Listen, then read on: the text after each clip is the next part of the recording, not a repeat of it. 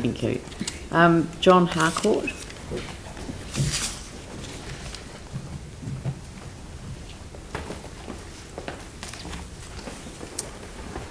Good morning. Good morning. Thank you for the opportunity.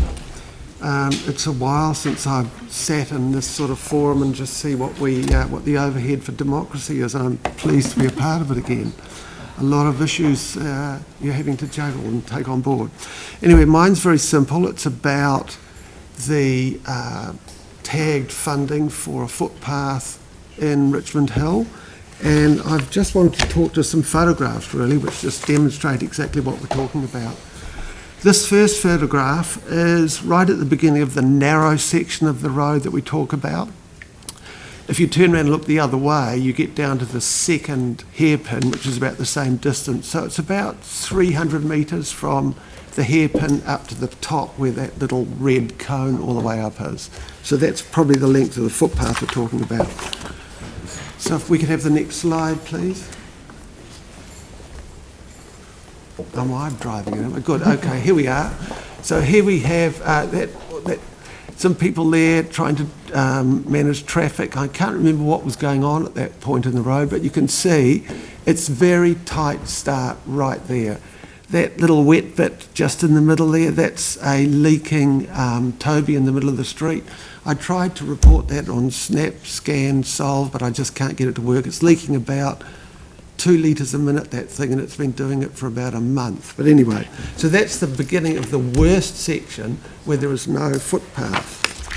The next one, I'd like to click it here. Okay, where do I click this thing?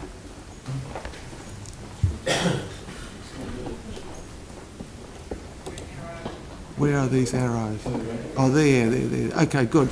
This is up there was a number of houses up on the east side of the road, which all got pulled down after the earthquake, sometime after the earthquake.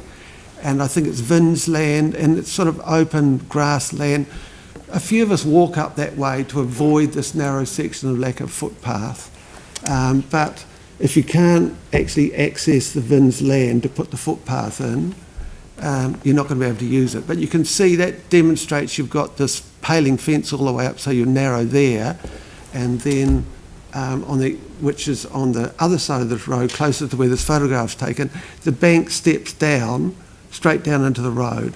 Unfortunately, when they pulled the houses down, they had an opportunity to widen the road to the telegraph poles, but for some reason they didn't, unfortunately. Okay, so the next photograph, which is there, lovely. Now this is looking up from that narrow point again, and what you've got is you can see 2 cars are trying, someone's just overtaken that fellow with his dog, and there's another car waiting up the top there, which is really nice when that happens because the downhill traffic is giving way to the uphill. And a couple of you have talked about sort of behaviours of people, which is a really interesting point, notwithstanding the physical footpath.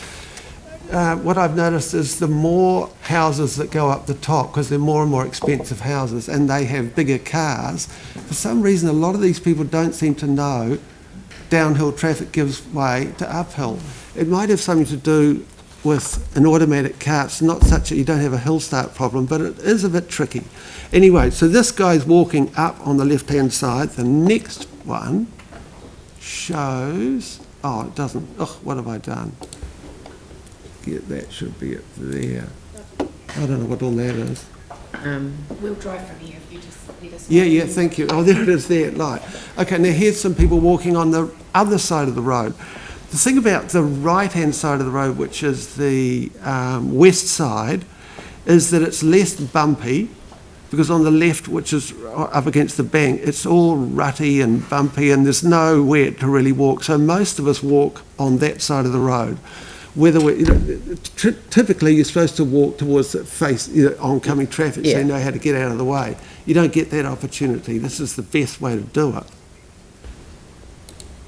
Now, this photograph here, unfortunately you can't quite see. On the right-hand side, the very right, there's that dark thing. That's the wall we're talking about. There's probably 2 properties there. One of them's still being built, and they've got this wall which holds up the edge of the road reserve.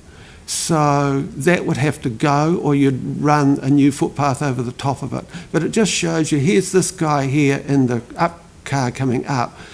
It's just too narrow for two cars to pass safely. And I know Sharon Payne was talking earlier about nearly getting hit by a car. Yesterday I had one. If I'd had my elbow out, I would have hit his rear vision mirror as he came filing down the road. So next one is here. This is a couple of mornings ago. You can see this woman was walking on the high side of the road with a couple of dogs. They've just seen my partner over the side, which is why they're wandering over. But that gives you an example of what it's like looking down. This is after you get to the narrow, but there's space on the east side of the road for parking. So suddenly the traffic eases at that point. So you're talking about from just in front of that van all the way right down the end, there's a telegraph pole, and it's a red, it's some builders have got a shed down there. That's what we're talking about. That's the hairpin down there.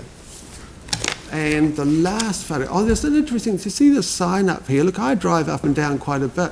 I've just only occurred to me that when I'm driving, I'm so intent looking on the road, I don't look up and see those things, or where it says 40 or 15.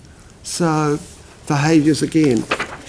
The last photograph I wanted to show you is that one there, yeah.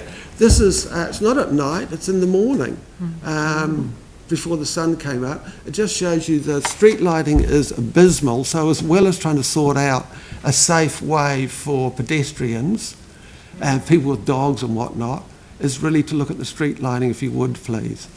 So that's, I just want a short visual presentation. If you have any questions, I'd be pleased to answer them. Well, it's we've come to the limit of the time, but look, thank you very much for your submission. It's tied in very nicely with the others that we've heard. Thank you.